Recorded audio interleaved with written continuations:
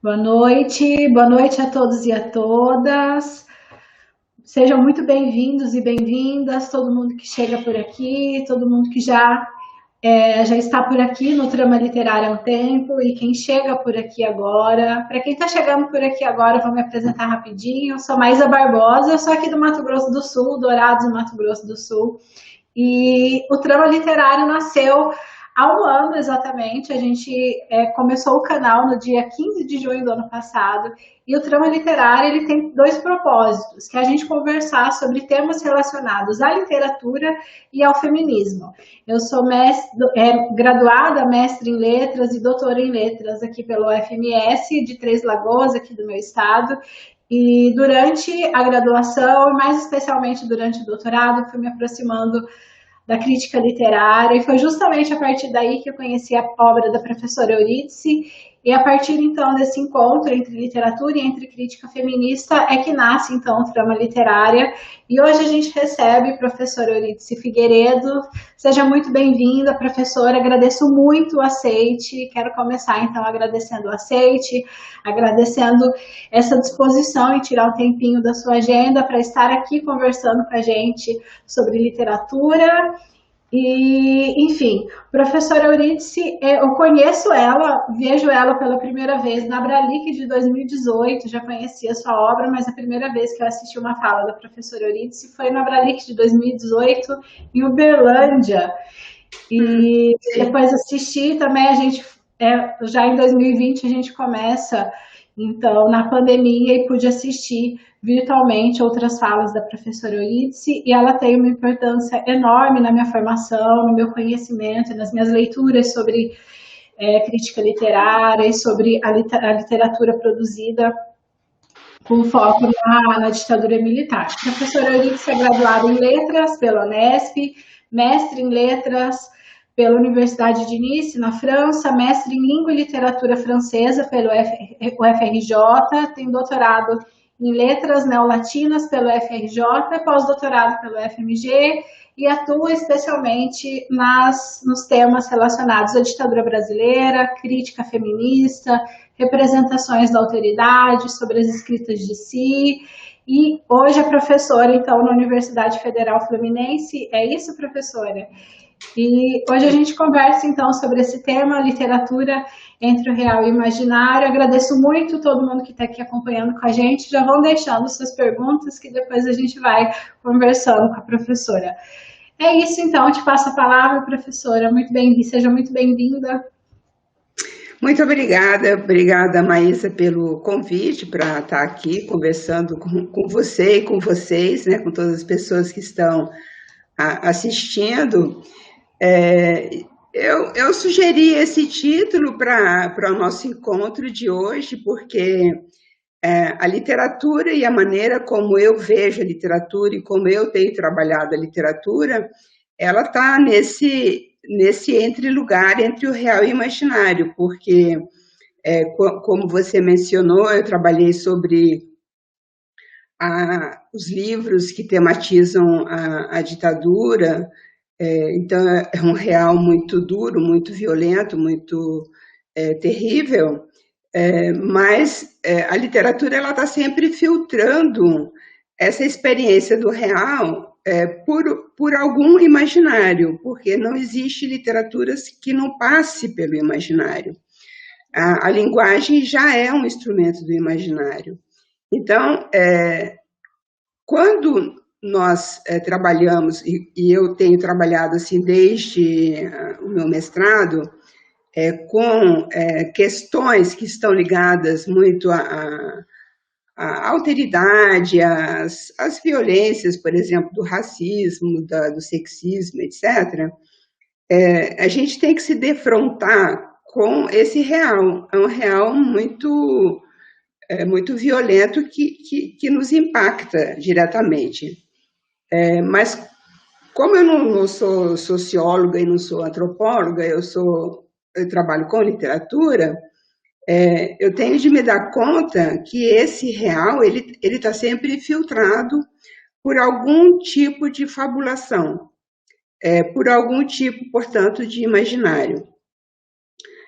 Quando o Jacques Rancière é uma frase que eu gosto sempre de citar, porque eu acho que explica bastante da nossa prática, que é que o real não pode ser escrito sem ser ficcionalizado. Sempre se passa por algum tipo de ficcionalização.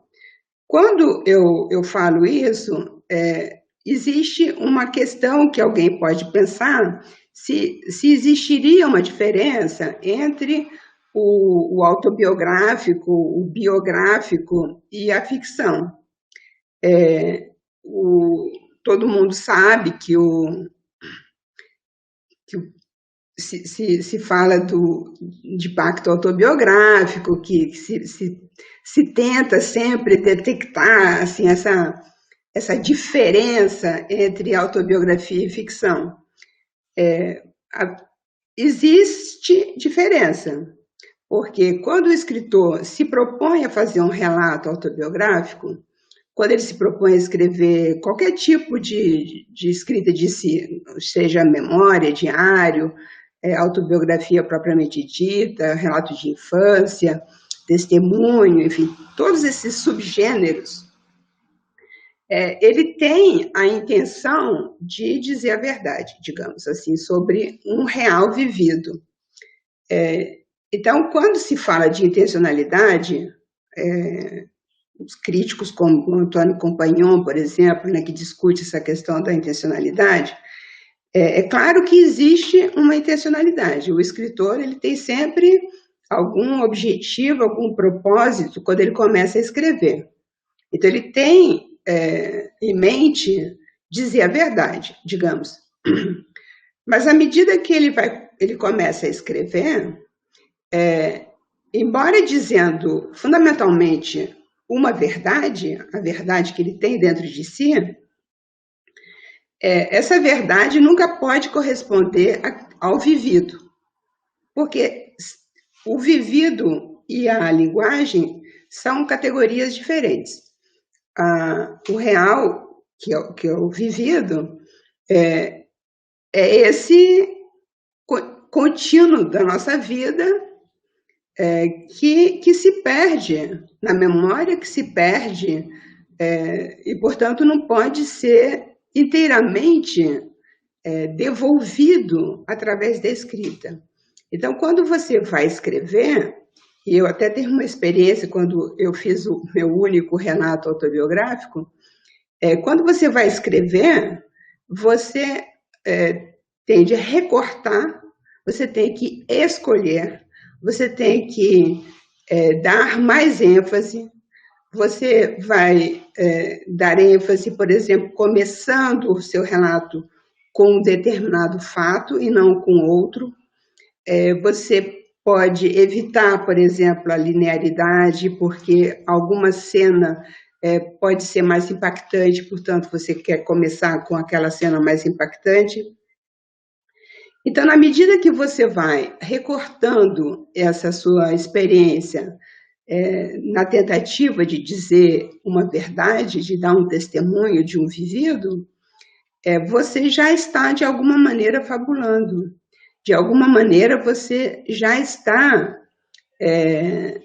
escolhendo aquilo que você vai dizer, e, inclusive, escolhendo aquilo que você não vai dizer, porque te dá vergonha, ou porque aquilo é um assunto tabu, porque aquilo é muito difícil, porque foi, por exemplo, causa de um trauma. Então, há uma série de aspectos que entram, mesmo quando a pessoa pretende dizer a verdade. E, evidentemente, quando o escritor vai fazer um romance, portanto, vai fazer uma ficção, ele está inteiramente livre, porque o pacto dele é o ficcional, então ele não tem nenhuma necessidade de se apoiar no vivido. Entretanto, mesmo o romancista que está fazendo um romance, portanto, imaginário, totalmente baseado numa fabulação, ele não deixa de se inspirar em suas próprias experiências. ainda que muito transformadas, ainda que muito elaboradas, a fim de participar daquela história que ele está contando. Então, é interessante ver como que essas duas questões elas estão imbricadas, porque ao mesmo tempo que são distintas, a ficção e a autobiografia, por exemplo, existem muitas, digamos que nessa linha que vai do imaginário total na ficção até a autobiografia, que pretende dizer a verdade mais pura, nessa linha existem várias nuances, várias possibilidades, e que se faz o mais próximo possível do real, da verdade, e o mais longe possível desse vivido. Então, é curioso, porque quando você lê um livro e depois você ouve, por exemplo, a autora falando, vou dar um exemplo aqui do romance da Cláudia Lage, que é O Corpo Interminável. Cláudia Lage é uma escritora jovem que escreve sobre uma desaparecida política da época da ditadura, a partir da fala do filho que não conheceu a mãe, porque a mãe morreu pouco depois dele ter nascido. Então, ele nunca conheceu a mãe, nunca viu a mãe. Então, ela retoma essa questão do desaparecido político, da ditadura, que já foi tratado por escritores que tiveram a experiência desse trauma familiar. É o caso do Kucinski, é o caso do Marcelo Rubens Paiva, é o caso da Liliane Brum, enfim, é o caso de vários escritores, sendo que a Liliane Brum ela não viveu, era o tio, mas ela não viveu porque ela era bebê na época do desaparecimento do tio, mas o Marcelo Rubens Paiva e o Kucinski, eles viveram de perto, eles acompanharam de perto o desaparecimento, no caso do Kucinski, da irmã, e no caso do Marcelo Rubens Paiva, do pai. Ele era um menino, era uma criança, mas uma criança grande o suficiente para entender, e depois, à medida que ele foi crescendo, ele foi acompanhando o drama que foi a vida da mãe, da Eunice Paiva, para dar conta de toda essa situação de ter perdido o marido nessa situação absolutamente traumática e de enfrentar a vida com todos os filhos, naquele período mais terrível da ditadura. Então, qual a diferença? O que eu quero dizer com isso? É que esses dois escritores, Marcelo Rubens Paiva e o Kucinski, eles escrevem a partir de uma experiência vivida. A Cláudia Lage, que é uma escritora jovem, ela, em princípio, ela escreve a partir da sua própria fabulação. E na fabulação, evidentemente, que ela fez pesquisa, como todos os escritores fazem, pesquisam um determinado assunto quando vão escrever um romance sobre aquilo. Você vai fazer um romance histórico, por exemplo, você faz toda uma pesquisa da história. Você pega uma escritora também jovem, como a Eliane Cruz, ela que escreve romances históricos, você vê, lendo os romances dela, que ela tem uma pesquisa por detrás, né? Ela conta histórias, mas atrás dessas histórias são narrativas, existe uma pesquisa. E a Cláudia Lage, já ouvi a Cláudia Lage falando 2 vezes, uma vez na UF ao vivo e uma vez na UF de maneira remota, outro dia, há poucos dias atrás, ela fez uma pesquisa. Então, você pode dizer que uma pessoa como ela não teve nenhuma experiência da ditadura. No entanto, ela falando sobre essa razão de ter escrito esse livro, uma das coisas foi que ela conheceu alguém que falou com ela sobre sua experiência. Então, já tem um dado que não está no romance, mas que foi talvez alguma centelhas, alguma coisa que despertou nela o interesse de escrever sobre o assunto. Então, ela conheceu alguém que lhe falou sobre essa experiência da ditadura. Por outro lado, eu já escrevi alguma coisa sobre esse romance, estou escrevendo ainda. Por outro lado, você percebe que todo romance, o romance é atravessado pelo tema da maternidade, seja porque a mãe morreu, né? O filho está falando dessa mãe que morreu, desaparecida, e todas as mulheres presas que aparecem no romance, torturadas, assassinadas, enfim, há várias cenas em que as mulheres presas, né, são o que não estão presas, mas que estão numa casa. Então, todas essas mulheres, de alguma maneira, elas estão atravessando algum tipo de maternidade. Ou tiveram filho, ou vão ter filho, ou estão com alguma criança. Então, é uma maneira de, ao mesmo tempo, de marcar a experiência do corpo da mulher. Eu acho que essa questão da maternidade, sobretudo numa situação em que a pessoa está presa, numa situação limite. E, por outro lado, como ela disse outro dia nessa entrevista, ela escreveu o livro durante a gravidez e depois amamentando o filho. Então, existe uma sensibilização maior da parte dela, da escritora, porque ela própria estava vivendo a sua maternidade naquele momento. Então, talvez isso tenha afetado, não necessariamente o que a fez falar sobre maternidade. Eu acho que não, a maternidade já estava desde o princípio colocada, porque se tratava de uma mãe desaparecida. Mas há uma sensibilização maior no tratamento do tema, falando de outras situações em que, por exemplo, duas mulheres se encontram numa casa sem muitas condições de subsistência, assim, como militantes que não podem sair na rua, que estão, portanto, mais ou menos presas, não presas na prisão, mas presas numa casa, e tem uma criança que não é filha de nenhuma das duas. No entanto, ela tem uma criança ali. Então, é uma situação assim de extrema vulnerabilidade das mulheres, que é exacerbada pela presença de uma criança, porque uma criança significa que você tem de cuidar dela. Então, são situações assim que mostram a sensibilidade da escritora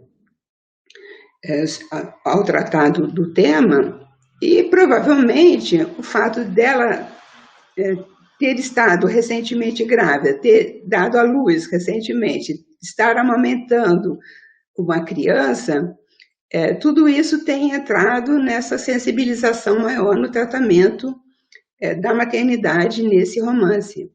Então, são questões que estão sempre atravessando a experiência e a fabulação e a ficcionalização. Um outro exemplo que eu posso dar é um romance mais recente da Tatiana Salim Levin, que se chama Vista Chinesa. Então, ali você tem o atravessamento também de várias questões que estão ligadas, tanto ao vivido quanto ao fabulado. A Tatiana sabe que a amiga foi estuprada. Então, existe um fato que amiga, grande amiga, e que lhe faz confidências, enfim. Ela vive toda uma experiência de amizade com essa vivendo esse trauma que foi o estupro.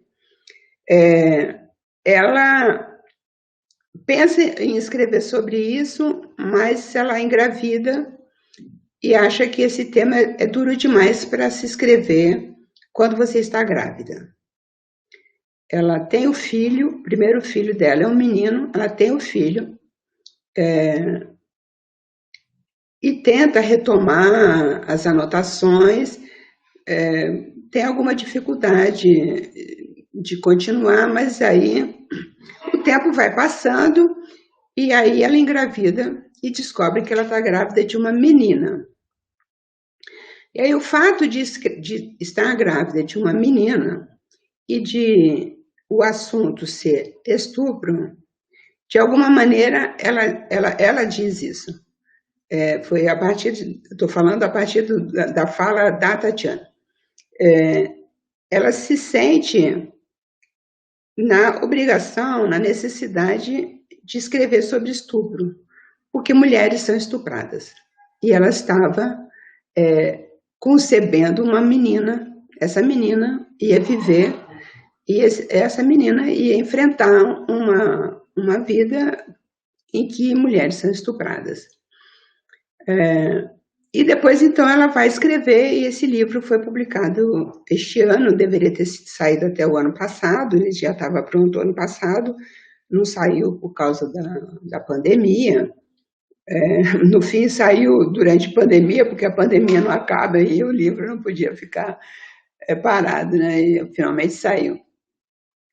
E é um livro assim, muito forte, muito impactante, e no fim, a pessoa, a amiga dela que tinha sido estuprada, quis registrar no final, numa espécie de pós-escrito, que quis se apresentar, quis mostrar a cara e dizer o nome dela. Então, ela, em todo o material que está sendo usado na divulgação, aparece a fotografia dessa mulher, juntamente com a fotografia da Tatiana. Então, é quase como se houvesse uma coautoria, porque, na verdade, você está falando, contando uma experiência de uma amiga sua, então há um processo de identificação aí que é muito interessante de se analisar. Mas, ao mesmo tempo que ela se inspira, se baseia nos fatos contados pela amiga, que é a Joana Labassi,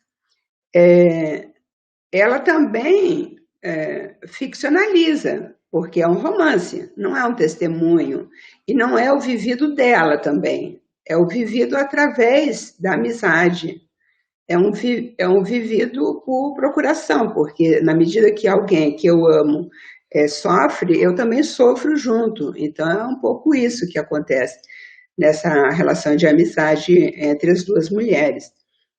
Mas para criar um romance, você precisa fazer outra coisa, você não é um relato puro e simples, é um relato, é um romance, portanto, uma ficção, há toda uma elaboração, que é uma elaboração estilística também, como escrever sobre isso, que ritmo dar para essa frase, né, para ela começa, por exemplo, com a personagem indo fazer a caminhada, ela já começa com a cena do estupro, porque ela sai de casa para fazer a corrida dela, ela se dirige à vista chinesa, onde ela corre, e antes de chegar na vista chinesa, alguém intercepta e a estupra. Então, começa nesse ritmo da corrida. Então, tudo isso é construído. Não é fácil, não é uma coisa dada. Então, tudo que parece ser muito oral ou muito simples, as pessoas, um pouco ingenuamente, acham que é fácil, mas nada é fácil. Então, ela vai construir esse romance a partir dessa experiência, portanto, a partir de um real vivido por outra pessoa, que ela conhece muito bem, porque é uma grande amiga, e ela vai elaborar, construir, vai elaborar, portanto, essa linguagem adequada para impactar o leitor também. Então, ela vai trabalhar os detalhes da cena, da violência, ela vai, ao mesmo tempo, no final, mais para o final, ela vai mostrar a transformação dessa personagem, como ela de alguma maneira vai se curando e vai restabelecendo a posse do seu corpo, da sua sexualidade, juntamente com o seu marido, com o seu namorado, enfim, que se tornaria seu marido. E então ela vai construir um romance e imaginar umas cenas, por exemplo, rituais rituais assim como se fosse uma catarse, mas isso tudo é uma elaboração, é uma fabulação. Eu diria que nada não aconteceu isso exatamente, né? Da personagem ir para o México, por exemplo. A Tatiana, numa entrevista, ela disse que inicialmente ela tinha mandado a personagem dela para Tailândia. E aí um dos amigos leitores, acho que foi o Eric Nepomuceno, enfim, antes de publicar, ela pediu para várias pessoas lerem o romance, e no caso, eu me lembro que é o Eric Nepomuceno que falou para ela: Tatiana, por que você mandou a personagem para Tailândia? Por que Tailândia? Por que você não manda ela para um país aqui na América Latina, né? Tem tanto lugar assim, interessante para você fazer essa viagem, né? Aí ela decide então mudar e a personagem vai para o México. E aí que ela vai ter uma cerimônia de peyote, enfim, que é uma bebida alucinógena, que também serve para você, de alguma maneira, fazer uma catarse, né, o peyote. Então, essa como se fosse quase como um pêndulo entre o real e o imaginário. Você trabalha, né, de um lado, um real, assim, uma experiência, seja sua ou seja de outra pessoa próxima a você, que te conta, que te descreve as situações vividas, e, por outro lado, você recria aquilo de uma maneira já transfigurada, já transformada, porque para você fazer um romance, e eu nunca fiz romance, mas eu sei disso, porque fica muito claro, quando você lê e analisa a literatura, você entende muito bem isso, que é preciso construir uma história de uma maneira que provoque o interesse do leitor, senão não tem graça, né? Então é isso, assim, você tem essa flutuação quase entre o que você tem a partir da sua experiência, do seu vivido, e o que você tem como fabulação e, ao mesmo tempo, como elaboração da linguagem, a construção narrativa, porque todo romance, eu trabalho fundamentalmente com romance, todo romance tem uma construção, tem uma arquitetura, tem uma estrutura. Não existe nenhum romance completamente solto. Ele pode até ser solto, mas esse solto foi construído. Ele não é solto assim, ingenuamente. Né? Essa aparência de solto, na verdade, foi algo que foi construído. Então, é mais ou menos isso que eu poderia dizer. Eu posso conversar um pouco mais com as pessoas, de repente tem gente querendo fazer alguma intervenção, seria interessante que houvesse assim um pouco uma conversa. Pessoal, quem tiver pergunta, vai deixando por aqui, já temos algumas questões, mas eu queria começar perguntando para você, professora, a respeito você vai trazendo e você vai mostrando que a literatura contemporânea ainda está muito presente em evidenciar essas violências, essas marcas da nossa história. E a gente não pode esquecer nunca que a gente está num país que propositalmente vai tentando apagar, né? Vai tentando meio que fingir que a gente não vivenciou isso, a gente vai pegando nos discursos oficiais uma banalização de toda essa violência da ditadura militar e de outras violências, a gente vai pegando e vai percebendo nos discursos oficiais que há uma tentativa intencional de um silenciamento em relação a essas marcas da nossa história. E eu queria perguntar para você a importância disso. Qual que é a importância desse discurso artístico? Qual é a importância desse discurso literário? Especialmente num lugar, num país que a gente tem aí uma tentativa intencional de minimizar e que não elabora, né, com dignidade essa representação e que não elabora com dignidade essa memória acerca da ditadura, que não partilha essa memória. Então, qual que é a importância de a gente ainda hoje ter uma literatura que tenha isso como tema? Olha, embora muita gente diga que a literatura não serve para nada, serve só pelo prazer de ler, eu acho que a literatura, o livro que eu fiz sobre a literatura é Literatura como Arquivo da Ditadura. O que eu quero dizer com isso é que eu quero dizer que a literatura, como ela... todos esses romances que eu li, que eu analisei nesse livro, eles, ao contar essas histórias de prisões, de torturas, de exílio, todo esse sofrimento de luta política, de utopias, ao registrar tudo isso de uma forma narrativa, de uma forma elaborada e transfigurada, ela pode gerar a empatia dos leitores e pode gerar, portanto, uma sensibilização e uma compreensão e uma reflexão sobre a realidade. Isso não quer dizer que a literatura vai provocar assim, uma revolução, uma transformação radical da sociedade. A gente sabe que isso não acontece. Já existiu arte engajada, já existiu assim, teorizações sobre arte engajada, Brecht, por exemplo.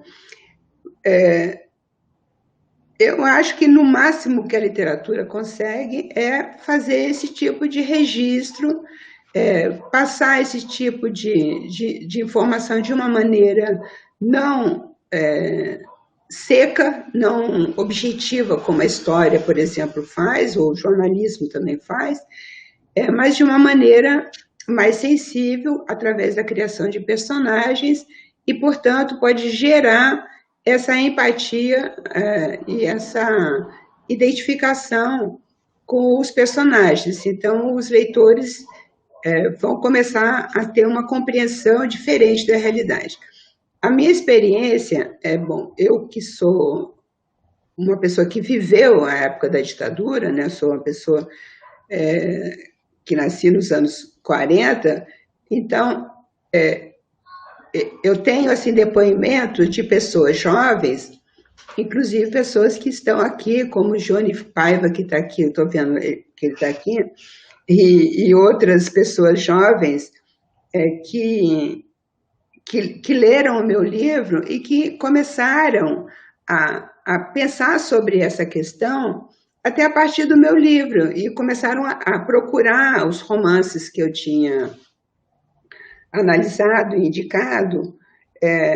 Então, nesse sentido, eu acho que eu contribuo para uma reflexão dos jovens, porque eu acho que o papel do professor, no meu caso, né, o meu papel de professora, é estabelecer esse diálogo com a juventude, porque a minha geração ou sabe ou não quis saber.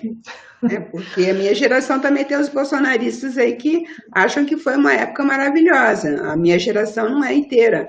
Que pedem a volta daquele... Nenhuma geração é em bloco. Não existe isso. Porque às vezes as pessoas falam a geração, assim, a geração, não existe isso. Cada geração tem pessoas diferentes. Então, na minha geração, teve gente que lutou, teve gente que não lutou, mas que pelo menos tinha simpatia pelos que lutavam, teve gente que não sabia de nada, tem de tudo. Agora, acho que o meu papel não é falar para a minha geração já ou sabe ou não sabe, não quer saber. É falar para os jovens, para os meus estudantes, meus orientandos, os jovens do Brasil inteiro que estão pesquisando, estão fazendo seus mestrados, seus doutorados, e que, portanto, podem saber mais sobre um período que eles, na verdade, sabiam muito pouco. Nas escolas brasileiras não se fala sobre isso. Os pais, muitas vezes, não sabem também, não falam sobre isso. Então, há um grande desconhecimento do assunto. Então, eu acho que é importante. E aí, professora, a gente vai ter, como você fala, desse pessoal da sua geração que ainda é saudosista, que acha que aquela época era boa mesmo, esse desconhecimento vai levar muitas vezes essa juventude também, né, a pedir e a querer que volte um momento que, justamente a partir desse desconhecimento. O livro que a professora Euridice está falando é esse aqui, A Literatura como Arquivo da Ditadura Brasileira. Já tem uma resenha dele aqui no canal. E ele vale muito a pena a leitura, mesmo para quem não seja da literatura, porque ele é escrito de maneira muito gostosa, né, professora? De maneira muito acessível, mesmo para quem não seja estudioso da literatura. Então, vale muito a pena conhecer, para a gente saber mais e entender dessas representações. Temos perguntas aqui. A Ananda Machado perguntou: em alguns casos, indígenas escrevem com tom de real e as pessoas de fora vão classificar como mito ou ficção. Como contemplar sistemas de classificação de determinada cultura sem rotular de fora para dentro? O que acontece é que o que a gente chama de literatura, normalmente, o que as pessoas chamam de literatura corresponde a uma visão ocidental da literatura. Então, quando você fala de literatura, você está pensando na academia, digamos assim, ou no mundo mais comum, está pensando na literatura escrita nos moldes ocidentais, com essas categorias de tragédia, comédia, romance, novela, conto, poesia, teatro, etc. Mas existem outras formas de literatura. Então, por exemplo, no Caribe, mas também na África, se criou um termo de oralitura, o que quer dizer que a literatura oral também é literatura, só que ela se exprime de maneira oral porque muitas vezes ela era produzida por povos ágrafos, povos que não tinham escrita. Isso não quer dizer que essa literatura ou essa oralitura não tenha valor, tem valor porque é essa literatura que está exprimindo a experiência e os sentimentos daquele povo, daquele momento. Então, a mesma coisa acontece com a literatura produzida por indígenas, né? Os indígenas sempre tiveram as suas histórias, os seus contos, né? Então, o que não se pode é usar categorias da literatura ocidental de uma maneira acrítica para outras literaturas produzidas em contextos diferentes. Porque eu, por exemplo, trabalho muito com romance, fundamentalmente com romance. Mas se a gente pensar, o romance é uma criação ocidental. Se você pensar assim, na literatura chinesa, japonesa, assim, países que eu não conheço nada, estou falando porque justamente eu não conheço nada. Os povos árabes, eles não têm essa tradição do romance. escritores mais recentes, em contato com a literatura ocidental, começaram a produzir romances também. Tem grandes romancistas hoje em dia, japoneses ou chineses ou árabes. Mas isso não pertencia, pelo menos, né, à tradição deles no século XIX, vamos dizer assim. No século XIX, o romance se consolida no Ocidente. Então, na França, na Inglaterra, na Rússia, nos Estados Unidos, no Brasil. Mas ele não se consolida em outros países, né? Nos países africanos, nos países asiáticos, não. Por quê? Porque eles tinham outras tradições. Então, você não pode querer que o mundo inteiro seja ocidentalizado, ocidentalizado nesse sentido. Você não pode usar padrões ocidentais para classificar ou medir o valor, né? Sobretudo não valorizar, né? Fazer crítica valorativa ou desvalorativa, que é o que acontece. Então, acho que é isso, acho que eu respondi a pergunta da Ananda Machado, espero que sim. Sim, sim. O Johnny deixa a pergunta também. Ele perguntou como se dá a construção da voz narrativa nessas narrativas em que o real e o imaginário se atravessam mutuamente.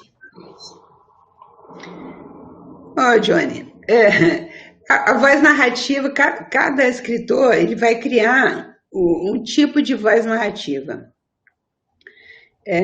Por exemplo, vou falar de romances que eu reli recentemente porque estou escrevendo sobre eles. As Ondas, da Virginia Woolf, tem 6 personagens que são amigos, mas que praticamente não interagem. Eles falam a partir até de ações que se passaram, mas assim, são 6 vozes que falam, né, da infância até a velhice. Então, você tem 6 vozes narrativas e você não tem um narrador tradicional, um narrador de terceira pessoa, etc, etc. No romance da Cláudia Lage, por exemplo, você tem uma voz narrativa que é atravessada por outras vozes narrativas que são as vozes das outras personagens. Então, essa construção ela vai depender muito da decisão do autor. Aí você entra realmente nesse aspecto do que eu chamei há pouco de intencionalidade. Você, autor, a escritora, o escritor, ele tem ele toma uma decisão, eu vou escrever na primeira pessoa, vou escrever na terceira pessoa. Há casos, por exemplo, que você escreve na primeira pessoa e você vê que não funciona. O Cristóvão Teza, por exemplo, diz que ele começou a escrever o romance O Filho Eterno na primeira pessoa e depois mudou para a terceira pessoa. Ou foi o contrário, já nem sei mais. O Proust, por exemplo, tentou escrever Em Busca do Tempo Perdido e não conseguiu também. E ele tentou inicialmente em terceira pessoa. Então, tem muitas experiências, tem vários casos de escritores que tentam a terceira pessoa e, por alguma razão, não funciona, e eles mudam para a primeira pessoa, mas também o contrário se dá. Às vezes você tenta escrever na primeira pessoa e não dá, não funciona. Por alguma razão, o escritor, a escritora, não se sente à vontade naquela pessoa, né, naquele uso, e tem de mudar. Então, é realmente uma decisão que cada um tem de fazer. É isso. Professora, eu queria ouvir de você sobre a literatura escrita por mulheres. No doutorado, eu estudei literatura juvenil e eu queria entender, então, quais eram as estratégias discursivas em relação à representação da violência. E você fala uma coisa agora, durante a sua fala, você falou uma coisa que eu acho que é muito importante sobre a escrita de autoria escrita por mulheres, que é o como essa literatura traz essas marcas das situações sobre o corpo da mulher. Então, você diz que a literatura ela traz essas situações sobre o corpo da mulher. E aí você cita uma série desses romances. Mas eu tenho impressão, porque novamente eu vou buscar, né, nesses romances publicados nesse período de redemocratização, que foi o que eu me interessei, e o que eu estou pesquisando agora, sobre a literatura escrita por mulheres publicadas nesse período de redemocratização, eu tenho a impressão que agora a gente tem um número maior de obras que falem sobre essas situações, sobre o corpo da mulher. Né? Então, não sei se é só uma impressão mesmo, mas a gente vendo, parece que hoje as mulheres falam mais disso.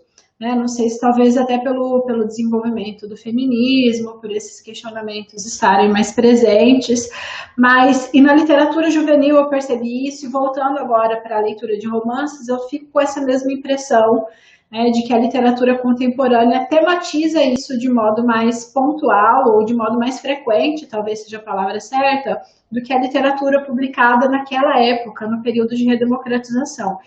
E a minha questão é, você acha que você acha que se constrói, até pelo modo como foi construída a lei da anistia, você acha que fica um certo interdito em relação a isso nessa literatura? Nessa literatura desse período de redemocratização? Olha, eu acho que o que acontece na literatura de autoria feminina é o seguinte: primeiro, há um grande aumento na produção de escritoras, no caso, estou falando do Brasil agora. Então, no caso, eu vou aqui dar uma indicação do livro, do meu último livro, que é Por uma Crítica Feminista, Leituras Transversais de Escritoras Brasileiras, foi publicado o ano passado pela editora Zuc. Eu estou vendo que a Karina Xavier está aqui, que é da Zuc. Nesse romance, eu li assim, muitos romances, muitos contos, muitos relatos, e tentei mostrar justamente esse movimento, um pouco que você está falando, que sobretudo a partir dos anos 2000, assim, tem um cachorro aí? Tem o meu cachorro aqui. A partir dos anos 2000, sobretudo, primeiro que há um verdadeiro florescimento de literatura de autoria feminina. Tem, assim, muitas publicações. A gente não dá conta de ler tudo, tem muito mesmo. E segundo, tem muita literatura muitos livros que tematizam, né, que falam dessa violência contra a mulher. Tanto o feminicídio, por exemplo, tem um livro recente da Patrícia Mello, que é Mulheres Empilhadas, um livro extremamente impactante, forte, no qual ela fez também uma grande pesquisa, teve ajuda, inclusive, de advogadas que a ajudaram na pesquisa, que mistura a realidade, fatos, pessoas reais, com uma fabulação de uma personagem principal que é imaginária, que é ficcional. Você tem esse romance que eu acabei de citar, que é recente, nem entrou no meu livro porque acaba de ser publicado, da Tatiana Salem-Levin, mas eu fiz um capítulo sobre estupro, por exemplo, no meu livro. E a quantidade de livros, de romances que falam do estupro é uma coisa impressionante. É claro que já aparecia antes, né? Por exemplo, o primeiro livro que eu menciono é da Lia Luft, As Parceiras, que é dos anos 80. Um dos primeiros romances da Lia Luft. é o estupro no próprio casal, né? Quer dizer, é o marido que estupra a mulher, assim, dia após dia, noite após noite, e essa mulher acaba ficando louca e se suicidando.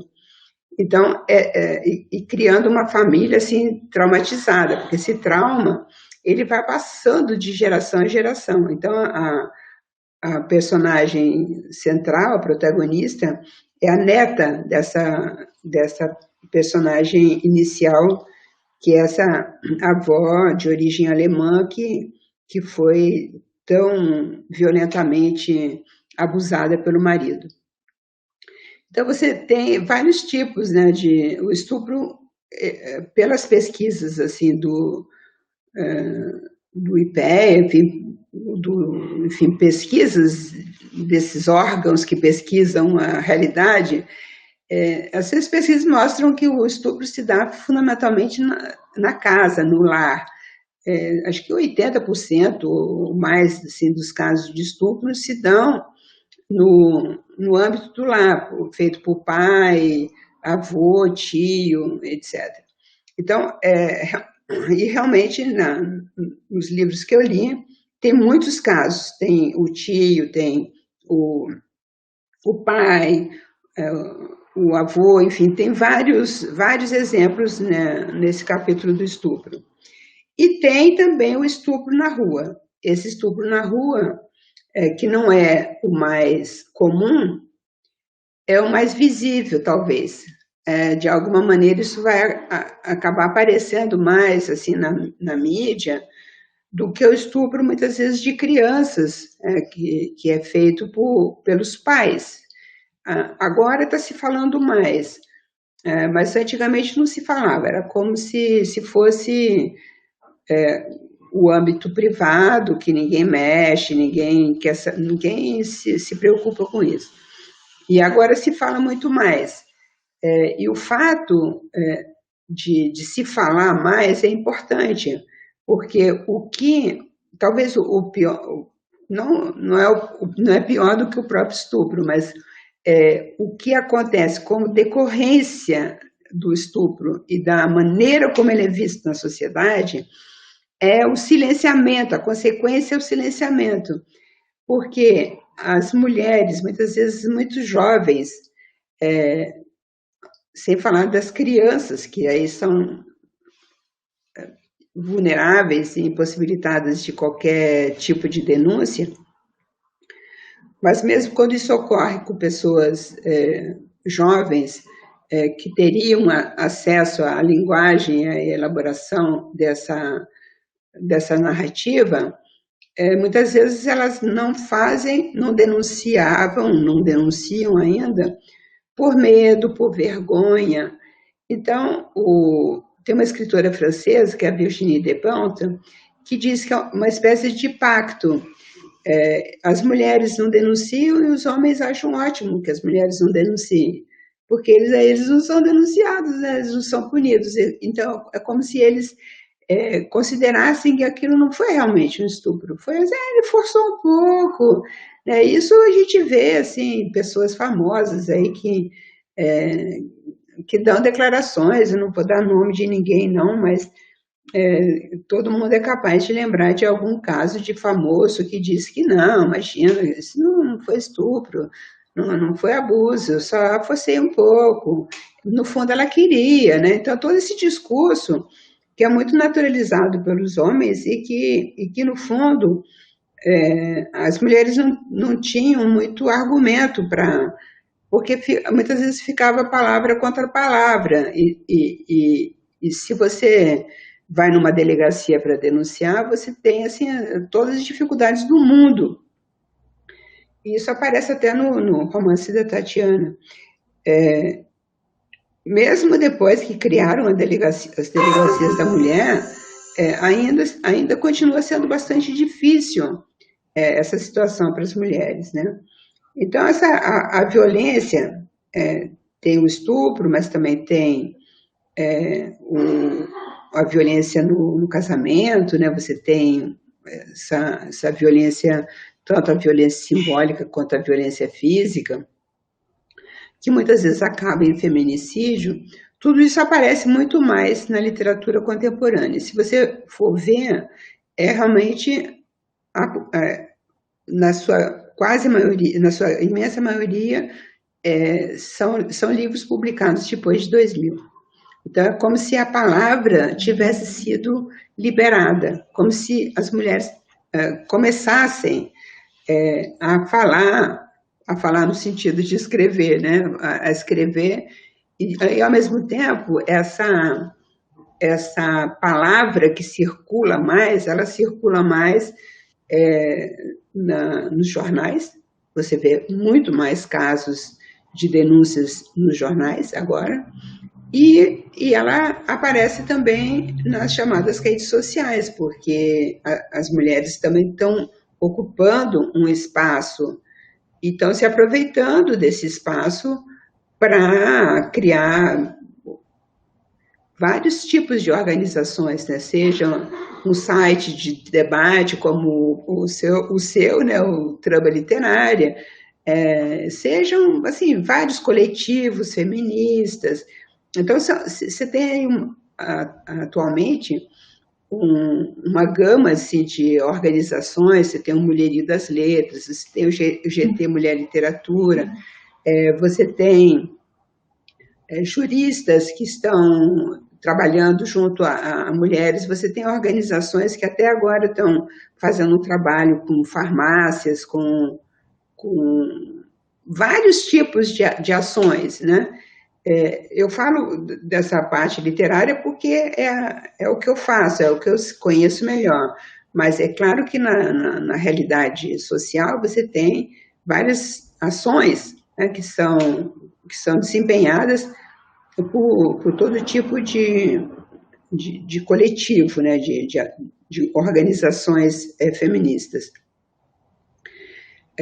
Então, o outro aspecto que aparece muito mais atualmente também na literatura produzida por mulheres é a abordagem da sexualidade. As mulheres sempre foram criadas para serem muito tímidas e passivas e etc. A literatura está farta disso. Então, o pudor seria assim, a chave mestra da educação das mulheres, né? Como a mulher, isso da minha geração era assim era muito claro, né? Como as mulheres tinham de se vestir, como elas tinham de se sentar, como elas tinham de falar, enfim, tudo que você podia, tudo que você não podia fazer. Bom, isso continua hoje. É evidente que mudou bastante a situação, melhorou nesse sentido, né? As mulheres hoje têm muito mais liberdade, mas, de qualquer modo, isso depende de... Quando a gente fala assim, a gente, na verdade, está pensando em cidades, em classe social, a gente está pensando em determinados países, porque a realidade das mulheres difere, né, dependendo da região que você esteja, mesmo no Brasil, dependendo da classe social, dependendo da situação em que a mulher se encontra, tudo isso é muito variável, e sem falar em países que as mulheres têm nenhuma liberdade, né? Na Arábia Saudita, as mulheres, outro dia, elas foram liberadas para dirigir, elas não podiam nem dirigir, né? Então, não só elas têm o corpo todo coberto, como elas têm assim, muito pouca liberdade. Mas, quando a gente pensa assim, na atuação das mulheres hoje, é curioso porque, ao mesmo tempo que as mulheres são muito livres e podem se vestir como quiserem, podem andar de short, podem andar, enfim, se vestir de uma maneira muito, muito livre, mas, ao mesmo tempo, é impressionante como se cobra ainda, e de uma maneira cada vez mais exacerbada, a beleza da mulher, assim, e com o avanço da medicina, você tem uma proliferação de intervenções cirúrgicas e não cirúrgicas para embelezar a mulher. Então, você tem assim, mulheres que são jovens, mulheres de 30 anos, que estão passando por cirurgias, por botox, por não sei o quê, não sei o quê. Para quê? Para ficar mais perfeita? Para quem, né? Você, no fundo, é a velha questão que eu discuto também bastante no meu livro sobre a objetificação do corpo da mulher, porque você está fazendo tudo isso para quê? Para quem? Para você? Você que quer isso? Você quer isso para si ou não? Na verdade, você não está querendo isso para si próprio, você está querendo isso para se mostrar a um homem, né? Então você está se vendo como objeto. Então essa é uma questão que atravessa bastante a literatura contemporânea, assim, eu digo dos últimos 20 anos, sobretudo. As mulheres jovens também estão sendo bastante enfáticas nessa abordagem, né, do corpo, e era um pouco esse meu interesse também ao escrever esse livro, ver como que as mulheres estavam falando do seu corpo, mas não só também, né, que eu pego as questões dos romances históricos, por exemplo, como que as escritoras falam sobre a história das mulheres no Brasil, seja as escritoras que trabalham mais sobre as escritoras negras, por exemplo, como a Eliane Alves Cruz, que eu citei agora há pouco, ou Maria José Silveira, que tem a perspectiva mais de uma mulher branca, mas que mostra um pouco a história das mulheres brasileiras, né, no processo de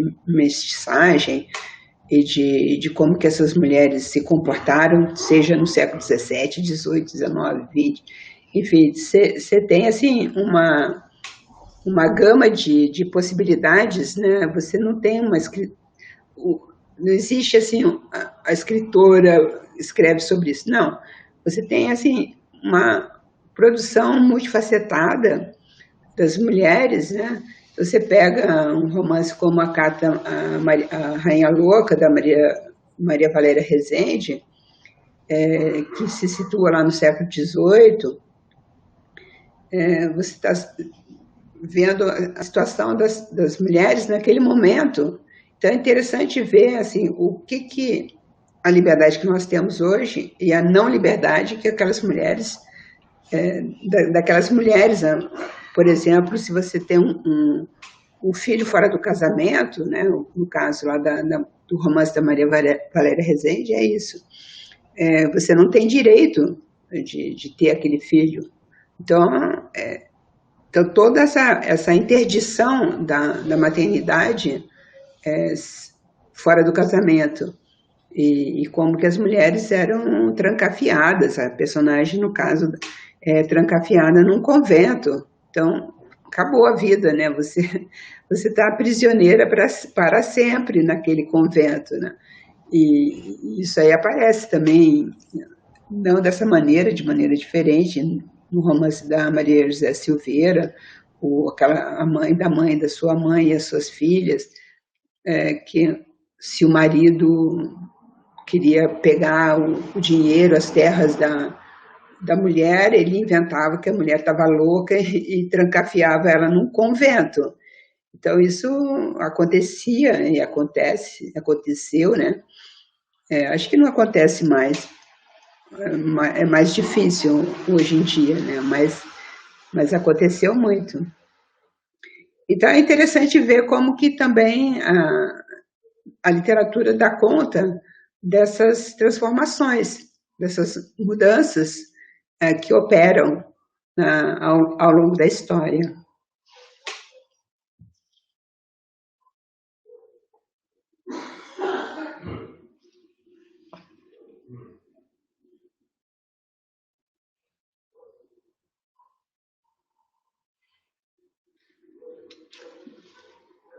Tem mais alguma pergunta?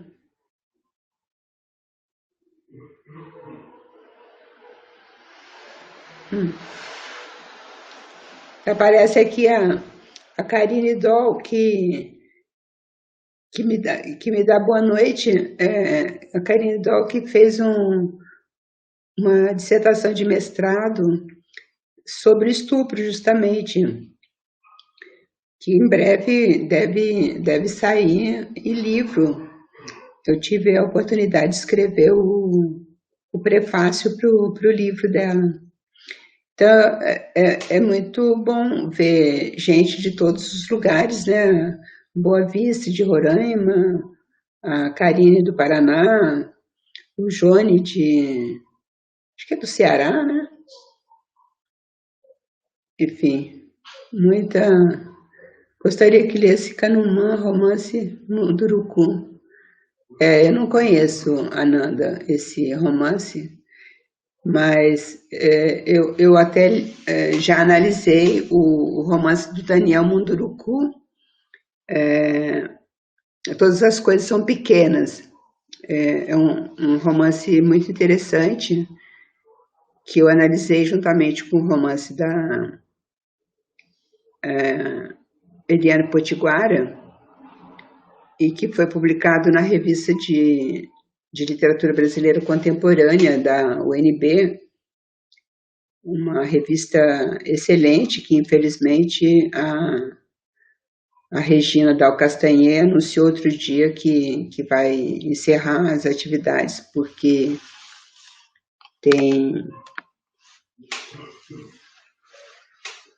não tem verba para continuar a publicar. O que aconteceu? Você sumiu? Caiu na internet aqui durante uns minutinhos, desapareceu. Pois é, eu continuei falando sozinha aqui. Desculpa, professora, caiu um tempinho aqui. Não sei se o pessoal tem mais perguntas. Acho que eu respondi aqui a Ananda Machado porque ela me recomendou um livro que eu não conheço, mas eu falei para ela que eu tenho um artigo sobre publicado na revista de literatura brasileira contemporânea, em que eu analiso o livro do Daniel Munduruku, Todas as Coisas São Pequenas, e da Eliane Potiguara, aquele metade máscara, metade cara, metade máscara. Enfim. Essa revista que agora tá, acho que vocês estavam falando disso, essa revista agora que acaba que a Regina Dal Castanha anunciou que não vai ter mais condições de continuar publicando, né, por falta de verba, uma desgraça, né? Uhum. Professora, já temos aí um tempinho bom, já conversamos durante 1 hora, quero encerrar então, encaminhar para o final, e quero muito te agradecer, acompanho seu trabalho, já faz um bom tempo, você atravessa tanto a minha tese, a minha escrita, a escrita dos meus artigos, então quero muito falar dessa sua importância para a minha história pessoal, para minhas leituras, para minha escrita. E, enfim, é um prazer estar aqui com você, é um prazer estar te ouvindo falar sobre esses temas que continuam sendo tão necessários. Eu sempre que a gente fala sobre crítica feminista, eu relembro lá do Segundo Sexo, que a Simone de Beauvoir, em 1949, já fala meio com certo enfado, né? A gente ainda está falando disso, 2021... Sigamos falando disso, porque apesar de ter transcorrido tanto tempo, ainda é tão necessário. Sim, e tanta gente que acha que a palavra feminista é um palavrão, né? Então, eu acho importante a gente continuar afirmando essa palavra, porque essa palavra não é um palavrão. Ser feminista é só defender a igualdade das mulheres e dos homens. Nós não temos nada contra os homens, nós não temos nada contra ninguém. Uhum. Nós queremos ser bem tratadas e ter acesso a todas as possibilidades de trabalho, de liberdade, de movimento, de pensamento, de expressão. Então, é isso que nós queremos, ter salários iguais, para trabalhos iguais, acesso a todas as áreas. Por exemplo, a política brasileira tem pouquíssimas mulheres, né? Então, é importante a gente ter consciência disso e mostrar que ainda tem um caminho a ser percorrido, né? É importante a gente não perder isso de vista. E a importância dos homens lendo também literatura de autoria feminina, né, professora? É Sim, importante. porque eles também precisam se reeducar. Exatamente. Essa é a verdade. Nós precisamos, né, as mulheres precisam estar mais conscientes e se Uhum. reeducarem nesse sentido, né? E os homens também precisam se reeducar, aprender a tratar as mulheres de uma maneira mais igual, mais igualitária. Eu É isso agradeço mesmo. o seu convite, Maísa, e foi muito bom estar aqui com você e com vocês, todos que estavam aqui assistindo, participando. É muito bom, gosto muito de falar para as pessoas jovens, porque eu acho que a função do professor, da professora, é essa, né? Falar e ter essa transmissão de experiências e de pesquisas também. Ai, que linda. Obrigada, obrigada, professora. Obrigada a todo mundo que acompanhou aqui com a gente e até as próximas. Beijo, Obrigada. professora. Até. Obrigada e tchau para todo mundo, hein? Tchau.